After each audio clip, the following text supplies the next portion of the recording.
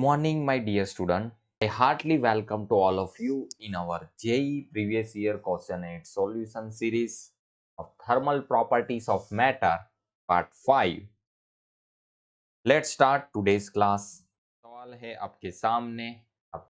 The specific heat capacity of metal at low temperature T is given as Cp is equal to 32 T by into T by 400 raised to 3. 100-gram vessel of this metal is to be cooled from 20 Kelvin to 4 degree Kelvin by a special refrigerator operating at a room temperature 27 degrees Celsius. The amount of work required to cool the vessel is. यहाँ पे आपको specific heat जो है body का change हो रहा है वो अकॉर्डिंग टू दिस फॉर्मूला वो आपको दिया है. आपको बताना था amount of work required to cool the vessel is, कितना वर्क करना पड़ेगा.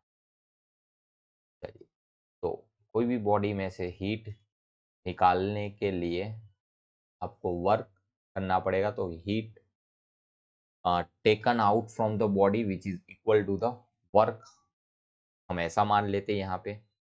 And our formula is mc delta या dt लिखो. m तो हमें दिया हुआ है, cp यानी 32 to T by 400 to 3 dt. और हमें वर्क डन पूछा है कितना हीट निकालने में 20 केल्विन टू 4 केल्विन टेम्परेचर. ये वर्क हमें फाइंड करना है. तो m32 अपॉन 4 का क्यूब अगर आप देखो तो इट विल 64 एंड 10 की पावर 2 इसका 10 की पावर 6 हो जाएगा. और integration 0 to 20 to 4 T cube dt करो. 32 इंटू 2 64 होता है तो 2 कैंसल. तो m बाई 2 इंटू 10 की पावर 6 ये हो जाएगा t raise to 4 T cube का t रेस टू 4 बाई 4 और 4 अपर लिमिट 4 लोअर लिमिट 20. चलिए इसको और आगे सिंप्लीफाई करें. तो work done is equal to m is given, this is the 100 के ग्राम में है तो इसको केजी में कन्वर्ट करेंगे तो 0.1. दिस इज 2 इंटू 10 की पावर 6 टू 4. एक बार t की जगह पे आएगा 4 यानी 4 की पावर 4 माइनस 20 रेस टू 4. 0.1 यानी इसको 1/8 10 की पावर 7 कर दो और 4 की पावर 4 यहाँ से बाहर आ जाएगा. तो आप इसको लिख सकते हो 16 इंटू 16, 4 का स्क्वायर 16 और एक 4 का स्क्वायर 16. तो यहाँ 1 माइनस 4 रेस टू 4 हमने कॉमन निकाल लिया तो यहाँ बचेगा 5 रेस टू 4. 5 रेस टू 4 होगा 625. चलिए तो यहाँ से ये भी कैंसल. 2 यानी 32 यानी 32 इंटू 624 बाई 10 की पावर 7. तो ये आपका आंसर आ जाएगा समथिंग 19968 इंटू 10 की पावर -7. और इसको सिंप्लीफाई अगर हम करते हैं ऑप्शन के साथ मैच करते हैं तो ये जो वर्क डन है हमारा वो मैच करता हुआ दिख रहा है ऑप्शन डी के साथ. चलिए आगे बढ़ते हैं अगले प्रॉब्लम की ओर. ये रहा आपके सामने क्वेश्चन में दिया है आपको long metallic bar is carrying heat from one of its end to the other end under a steady state, the variation of the temperature theta along the length x of the bar from its hot end is the best described by which of the following figure। आपको यहाँ 4 graph दिए, तो इस 4 graph में से आपको कोई एक ग्राफ सिलेक्ट करना है। तो ये 4 ऑप्शन दिए, इसमें से आपको कोई एक ग्राफ करेक्ट ऑप्शन सिलेक्ट करना है। तो इसके लिए हमने पढ़ा है कि भाई जो हीट रोड में से फ्लो होता है, इसका फॉर्मूला होता है dq/dt माइनस के dt/dx, ये फॉर्मूला है। अब ये जो आपको dq/dt दिया है, this is the steady state. कैसे स्टेट में दिया है? Steady state. स्टेडी स्टेट यानी कि dq/dt हर सेक्शन में से जो फ्लो हो रहा है, रोड के हर सेक्शन में जो फ्लो हो रहा है हीट का फ्लो, वो कांस्टेंट है। कैसा है? कांस्टेंट। तो आप इसको कांस्टेंट मान सकते हो। तो dt/dx is what? Minus dq/dt 1/k। तो ये पूरा कांस्टेंट हो गया, ये पूरे को हमने k मान लिया। तो ये dt is equal to minus K dx। अगर हम इसका इंटीग्रेशन करें तो dt का हो जाएगा t माइनस के एक्स प्लस सी। और ये इक्वेशन को अगर आप कंपेयर करते हो हमारा straight line equation y is equal to mx plus C, then you can see here the slope of this graph is negative, it is minus k।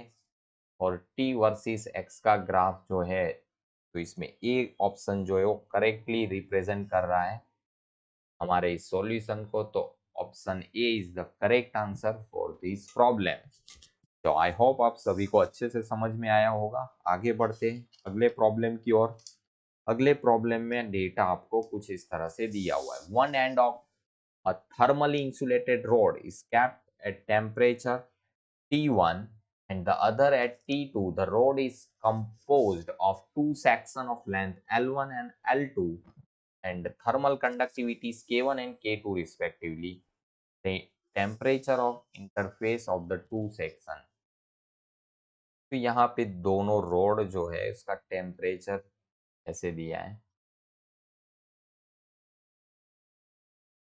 Compose दो, ये यहाँ टेम्परेचर T1 है, यहाँ टेम्परेचर T2 है। तो आपको junction temperature बताना है, interface temperature at the interface of the to sex. तो बहुत ही आसान है, कोई रॉकेट साइंस नहीं है इसमें। हीट फ्लो का फॉर्मूला आप जानते हो, दोनों सीरीज में है, तो जितना यहाँ से हीट फ्लो होगा उतना ही सेकंड सेक्शन में से भी होगा।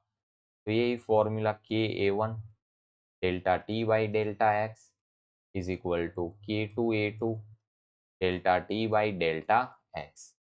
चलिए यहाँ पे एरिया का कोई बात नहीं किया है, तो हम मान लेते हैं कि भाई क्रॉस सेक्शन एरिया जो है वो सेम है।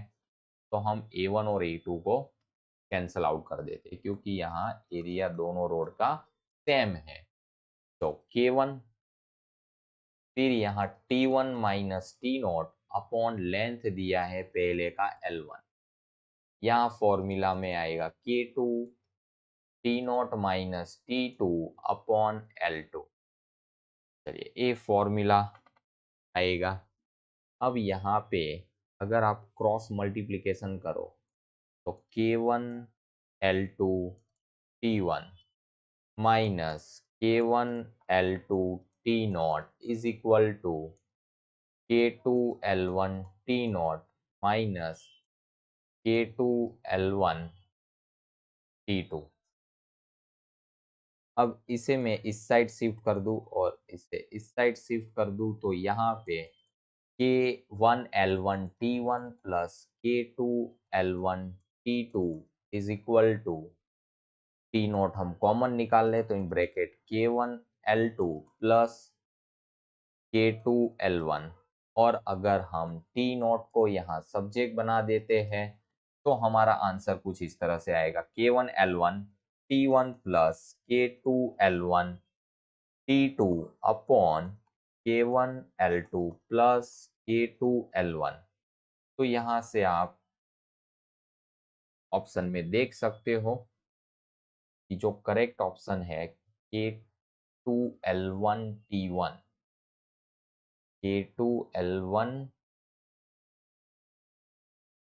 K2L1T2 और डिवाइड में है K1L2 K2L1 K1L2। तो यहाँ डी ऑप्शन जो है वो हमारे आंसर के साथ मैच कर रहा है।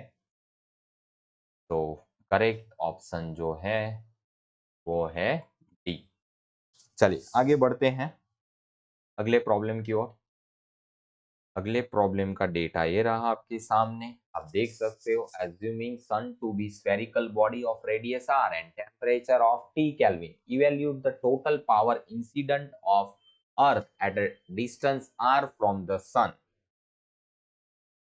and where r0 is the radius of earth and sigma is the Stephen constant। यहाँ इसकी बात करें तो सन है, सन से सामने ये है अर्थ। अब यहाँ से एनर्जी रेडिएट होके अर्थ के पास पहुंच रहा है। तो यहाँ अर्थ सन की रेडियस r, टेम्परेचर T, ये एमिट करेगा एनर्जी, वो यहाँ पे पर यूनिट एरिया में अर्थ की सरफेस पे इंसिडेंट हो रहा है। अर्थ एट अ डिस्टेंस r, ये डिस्टेंस कितना है r, और अर्थ का जो रेडियस लेना है फेसिंग एरिया वो r0 लेना है। क्या लेना है? r0। तो इसके ऊपर पर यूनिट टाइम में कितना energy, evaluate the total power incident of earth at a distance r from the sun, ये आपको कैलकुलेट करना है। तो first of all total energy radiate by sun find कर लो। Total energy radiated by Earth, कितना एनर्जी रेडिएट कर रहा है? तो E is equal to formula हमारा sigma e A T raise to 4, जिसमें सन है वो परफेक्ट ब्लैक बॉडी है तो इसके लिए E1 होता है sigma area 4 pi r square T raised to 4। So this is the total energy. Now energy received by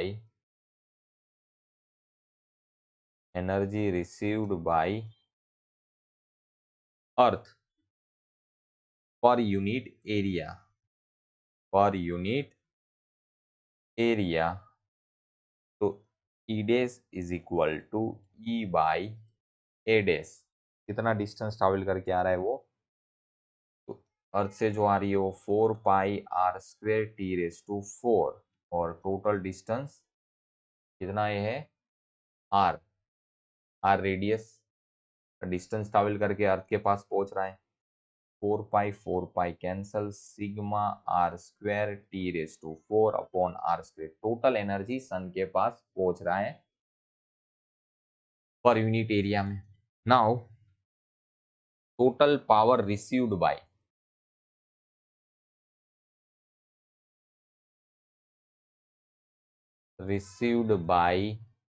अर्थ, तो अर्थ के लिए आप लिख सकते हो P is equal to E डेस by T into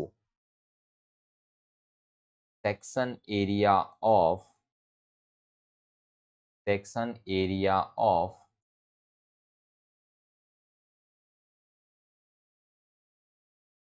earth facing, कि ए रेडिएशन के सामने कितना एरिया अर्थ का आ रहा है, उससे मल्टीप्लाई करो।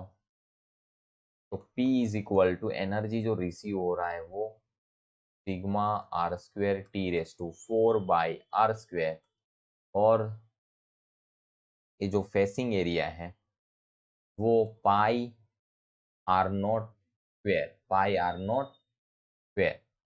Are not is the radius of Earth, ये है ना। तो यहाँ आप लिख सकते हो इस pi sigma R square R not square T raise to 4 by R square, ये हमारा करेक्ट आंसर हुआ। तो यहाँ आप मैच करो तो आपको दिखेगा pi R not R square sigma, यानी कि ऑप्शन बी जो है वो आंसर के साथ मैच कर रहा है। तो option B is the correct answer. चलिए आगे बढ़ते हैं अगले प्रॉब्लम की ओर। बहुत ही आसान आसान क्वेश्चन आ रहे हैं। अगले प्रॉब्लम का डेटा है, two rigid boxes containing different ideal gases are placed on a table. Box A contain 1 mole of nitrogen at a temperature T0, while another box contain 1 mole of helium at temperature 7/3 T0. The boxes are then put into thermal contact with each other and the heat flow between them until the gases reach at a common final temperature. Then the final temperature of the gas. Final temperature of the gas in terms of T not आपको बताना है. तो बहुत ही आसान सवाल है ये भी. Heat loss is equal to heat gain पे. दो बॉक्स है, एक में कौन सा गैस भरा हुआ है, different ideal. Box A contain 1 mole nitrogen, यहाँ N2 है, का टेम्परेचर टी नॉट है. दूसरे में है हीलियम, हीलियम में टेम्परेचर है 7/3 टी नॉट. तो ऑब्वियसली ये वाला टेम्परेचर ज़्यादा है, दोनों को कंबाइन करेंगे, हीट का फ्लो ऐसे होगा और एक फाइनल टेम्परेचर अचीव करेंगे, वो हमें फाइंड करना है. तो heat loss is equal to N1 C1 delta T is equal to N2 C2 delta T. N1 यानी 1 है और हाइड्रोजन जो हीलियम है उसकी बात करें तो वो 1 मोल हीलियम मोनो एटॉमिक गैस है. कैसा है? मोनो एटॉमिक गैस के लिए Cp जो C होता है वो 3/2R होता है. डेल्टा T की बात करें तो 7/3 T नॉट माइनस Tf. और नाइट्रोजन की बात करें तो वो भी 1 मोल है बट वो डायटोमिक गैस है, तो डायटोमिक गैस का जो Cp होता है वो होता है 5/2R specific heat. Delta T आप लिखोगे इसको Tf माइनस T नॉट. चलिए यहाँ से आर आर कैंसल, 2 भी कैंसल, 3 को अगर अंदर मल्टीप्लाई करते हो तो 3 भी कैंसल हो जाएगा. 7 T not minus 3 Tf, 5 Tf minus 5 T not. तो 5 T नॉट इस साइड आ जाएगा, 3 Tf इस साइड जाएगा, it will become 12 T not is equal to 8 Tf. तो यहाँ से आप कैंसल कर सकते हो 4 4. तो Tf is what? Tf is the 3/2 T naught. Tf is 3/2 T naught. Here you can check option C is matched with the answer. So option C is the correct answer for this problem. Next problem में data आपके सामने है, आपको दिया हुआ है. The figure show system of to concentric sphere of radius R1 and R2 are capped at temperature T1 and T2 respectively. The radial rate of flow of heat in a substance between the concentric sphere is proportional to. तो ये भी बहुत ही आसान सवाल है. यहाँ heat का flow radially outward हो रहा है. दो स्फीयर दिए, one is R1 another is R2, और दोनों में जो हीट का फ्लो हो रहा है वो रेडियली आउटवर्ड हो रहा है. तो यहाँ पहले हम एक कंसीडर कर लेते हैं स्फेरिकल बॉडी और इसका थिकनेस है dr. थिकनेस कितना ले रहे हैं हम? dr ले रहे हैं. हीट फ्लो का फॉर्मूला होता है Ka dt/dr. यहाँ से ये जो dr थिकनेस हमने लिया ना उसमें से जो हीट फ्लो हो रहा है वो कितना है? -Ka dt/dr. चलिए अब यहाँ वैल्यूज रखते हैं. H माइनस के एरिया 4πr² dt/dr. अब हम अगर dr को एक साइड कर दे, H dr/r² minus 4πk dt और इसका इंटीग्रेशन करो. रेडियस है R1 से R2, टेम्परेचर है T1 से T2.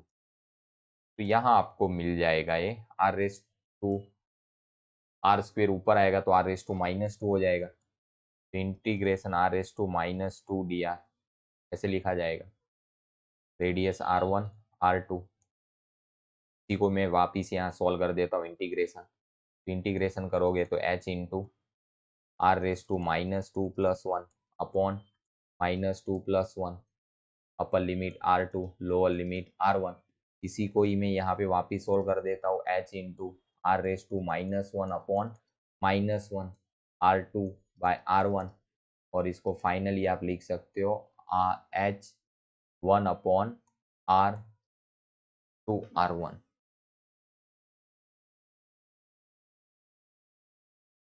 आप ऐसे लिख सकते हो। हाँ, अब यहाँ पे आपका साइन है minus, is equal to -4πk T2 - T1। ठीक है, तो यहां तक आ गया। अब आप एक बार रूट कर दो, माइनस साइन बाहर आ जाएगा, 1/R2 माइनस, पहले upper limit then minus and then lower limit, -4πk T2 - T1। तो माइनस साइन दोनों साइड से कैंसिल हो जाएगा। इसको मैं नेक्स्ट स्लाइड पे सॉल्व कर रहा हूँ। यहाँ क्रॉस मल्टीप्लीकेशन होगा, R1 इधर R2 इधर, और माइनस साइन आप कैंसिल कर दो। तो आपका जो फाइनल आंसर आएगा h into R1 minus R2 upon R1 into R2 is equal to, यहाँ आएगा KA T2 माइनस T1। देखो, हाँ, 4πk T2 minus T1 as it is 4πk। हाँ, को हम चेंज कर देते हैं,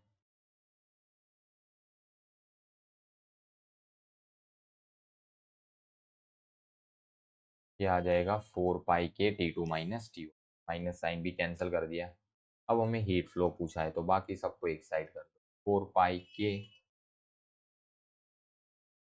T2 minus T1 R1 into R2 upon R1 minus R2। But यहाँ देखो तो आंसर माइनस में है, क्योंकि R1 छोटा रेडियस है, R2 बड़ा है, और यहाँ पे भी T1 ज्यादा है T2 कम है। तो यहाँ से एक माइनस कॉमन निकालोगे, T1 माइनस T2 लगोगे, निकाल लिखोगे तो एक माइनस बाहर आएगा, और यहाँ पे R2 माइनस R1 लिखोगे तो भी एक माइनस बाहर आएगा, तो माइनस माइनस प्लस हो जाएगा। तो आप फाइनल आंसर लिख सकते हो 4πk T1 minus T2 R1 into R2 upon R2 minus R1. This is the correct answer. And if you match with the option R1 into R2 upon R2 minus R1, option D is correct. Option D is the correct answer. H is directly proportional to R1 into R2 upon R2 minus R1. D option is the correct answer for this problem. चलिए आगे बढ़ते हैं अगले problem की ओर। तो अगला problem ये रहा आपके सामने, बहुत ही आसान सवाल है। देखिए, if the temperature of the sun were to increase T to 2T and its radius is R2 2R, the ratio of radiant energy received on Earth to what it was previously will be। चलो, तो ये formula हम जानते हैं, E is equal to sigma e A T raise to 4, और यहाँ sigma ई area यानी 4πr² T raise to 4। तो मैं E2 इज इक्वल टू लिखूँ तो sigma e 4πr² T2 raise to 4, और E1 इज इक्वल टू लिखूंगा तो sigma e 4πr² T1 raise to 4। If we take ratio of these two equations, sigma e 4πr cancel out, R2 यानी 2r दिया है और R1 यानी r दिया है, T2 यानी 2t दिया है और T1 यानी t दिया है। तो यहाँ से r कैंसल, t कैंसल, 2 का स्क्वायर 4 होता है और 2⁴ होता है 16 यानी 64। तो यहाँ आप चेक कर सकते हो, आपका जो ऑप्शन है, option D is match with the answer. तो option D is the correct answer for this problem. चलिए आगे बढ़ते हैं अगले प्रॉब्लम की ओर। अगले प्रॉब्लम का डेटा आपको दिया है कुछ इस तरह से। The temperature of the two outer surfaces of composite slab consisting of two material having coefficient of thermal conductivity K. आपको दो मटेरियल दिए हैं, एक का कंडक्टिविटी के है, दूसरे का 2k है। एक का लेंथ x है, दूसरे का थिकनेस है 4x, and respectively temperature are T2 and T1। तो यहाँ का टेम्परेचर T2 है, यहाँ का टेम्परेचर T1 है। Rate of heat transfer through the slab in a steady state is A in bracket T2 minus T1 into K by X into F1 with F is equal to F क्या होगा उसका value आपको find करना है। तो बहुत ही आसान question है। पहले R इक्विवेलेंट फाइंड कर लो। तो R इक्विवेलेंट यानी R1 प्लस R2। तो R1 R का फॉर्मूला होता है L बाई के है, तो यहाँ X बाई के प्लस यहाँ होगा 4X बाई 2KA। तो यहाँ अगर आप इसको सिंप्लीफाई करते हो तो ये आपको R1 प्लस R2 कितना मिलेगा, 4x प्लस x, यहाँ 2 से मल्टीप्लाई करेंगे तो ये हो जाएगा 6x बाई 2KA, यानी 2 कैंसल, तो ये हो जाएगा 3x by KA। This is the R equivalent, यानी कि equivalent resistance, thermal resistance of this composite slab. अब हम हीट फ्लो का फॉर्मूला जानते हैं। हीट फ्लो का फॉर्मूला क्या होता है, H is equal to dq by dt is equal to delta T by R equivalent।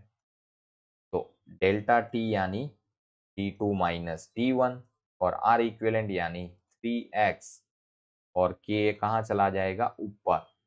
तो आप ये हीट फ्लो का जो फॉर्मूला आया 1/3 KA T2 minus T1 by x, ये फॉर्मूला के साथ आप इसको कंपेयर करो तो जो f की वैल्यू है वो कितनी आएगी 1/3। f is equal to 1/3। तो आप यहाँ चेक कर सकते हो ऑप्शन डी जो है वो मैच हो रहा है आंसर के साथ। तो option D is the correct answer for this problem. चलिए आगे बढ़ते हैं अगले प्रॉब्लम की ओर। ये है आपके सामने स्क्रीन पे, बहुत ही आसान सवाल है। The earth radiated in the infrared reason of the spectrum, the spectrum is correctly given by, कौन से स्पेक्ट्रम, अर्थ अगर मान लो इंफ्रारेड रीजन की लाइंस जो है वो रेडिएट कर रहा है, the spectrum is correctly given by, किसने दिया है spectrum, it is given by wins law, it is given by wins law. ये 2003 में पूछे गए थे, आज ऐसे क्वेश्चन पूछना इम्पॉसिबल है, बट फिर भी ये एग्जाम में पूछे गए थे तो हम सॉल्व कर रहे हैं। Let's see. हाँ अगला क्वेश्चन ये है आपके सामने, देखिए।